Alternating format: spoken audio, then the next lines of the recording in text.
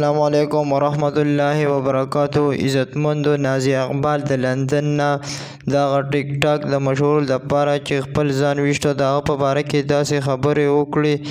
تاسو ویډیو تر اخره پورې وګورئ. که ویډیو هم خوښه زموږ روشنی کلیک سبسکرایب کړئ او بره ټلې نشان ووهئ.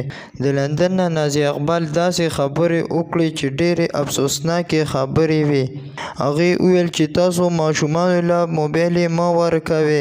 دې نوجوان ټیک ټاک سازولو او په سر باندې تمانچه کېښوده او د خپل ځان ډېر بېدردۍ سره قتل کو. نازي اقبال د دې په باره کې ویلي دي چې تاسو خپل ماشومانو له موبایل په لاس کې مه ورکوئ.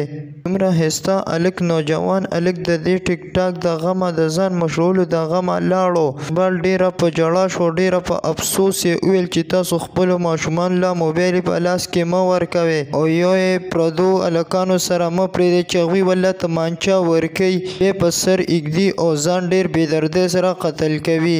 نازي اقبال ډېر زیات افسوس وکړ چې څومره ښایسته هلک نوجوان په ټیک ټاک د مشهورولو دپاره خپل ځان ویشتو. داسې به یو بل هلک هم راشي، هغه به خپل ځان ولي. زه تاسو ته دا خواست کوم چې خپل ماشومان له په لاس کې موبایل مه ورکوئ. دې موبایل سره معاشره هم خرابېږي.